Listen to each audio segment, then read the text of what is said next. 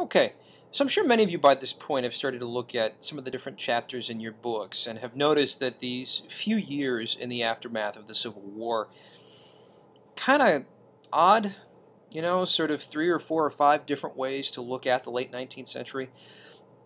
I understand. Okay, textbooks are debatable. Don't worry. The hope with these videos is that we're going to sort of clarify a few points for you. The Progressive Era. This is the section, this is the topic for this section here. The Progressive Era is an unendingly debated issue for many historians, and it has been ever since the era came to a close. Generally, we should think of the Progressive Era as a period between around 1880 and 1920, and it is a period generally, again, in which individuals or groups bound together came up with what they would have determined to be their ideal vision for society and sought to have that ideal vision achieved. Be it in government, be it through social organizations, religious organizations, etc., be it through changing governments, be it cultural issues, anything. They sought to have it achieved. Typically, they would try to do so voluntarily.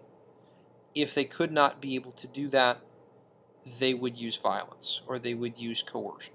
Okay? Now, you will see different debates about the high points of progressivism when it was there. Back in the 1970s, there was a historian that argued that it never happened.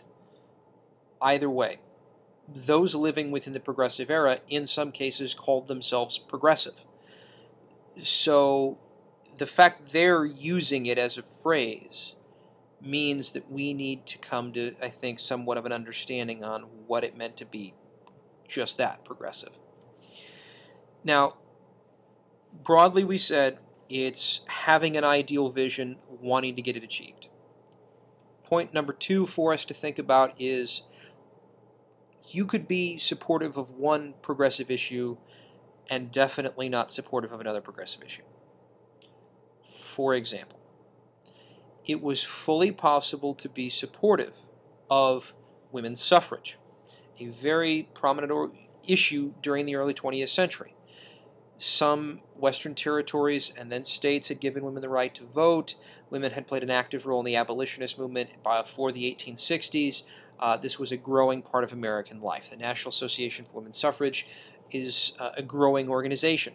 It's possible to be for that. But it's also possible to not be for or supportive of other things. For example, we have records in the South of women who sought suffrage as a means of disenfranchising African Americans. Is that a progressive thing to do? Probably not. But we have that issue there. You can be part of one organization and not a supportive of another one. It's kind of like the counterculture. You can support one part of it, but also at the same time not support another part. You can be for the Vietnam War, but against music or for whatever. Elements of progressivism, issues that they were involved with. This is a rather numerous, rather lengthy idea. Any possible idea of social values or issues people were involved in. Women's suffrage is an example. Women's health is an example. Margaret Sanger would be a great example of that.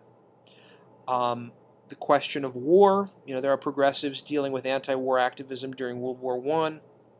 The question of economics. There were progressives who sought to clean up the tenements and slum communities that existed in cities at the beginning of the 20th century. Someone like Jacob Riis would be a good example of someone who would have been involved with that. You've got individuals who support changing political society, changing government, things such as the Pendleton Civil Service Reform Act to create a civil service and clean up, sort of patronage. You've got those who are supporting the direct election of senators, which is something that comes in here. You've got a national amendment to the Constitution supporting the process of an income tax. I know that one of our course objectives has this idea of a change in the Constitution since the Gilded Age. Generally, the federal government would become more active in the daily lives of individuals as a result of the Gilded Age and the Progressive Era. That is a takeaway from this. But again, there are other organizations here, or there are other issues. Another one would perhaps be businesses and consumerism. A good example would have to be Upton Sinclair's The Jungle. Some of you may have encountered this work before, but its publication led to support for the passage of the Pure Food and Drug Act, the Meat Inspection Act, and ultimately the creation of the Food and Drug Administration, which is an organization that is still basically around today. All right, so let us reiterate, or let us sort of sum up here.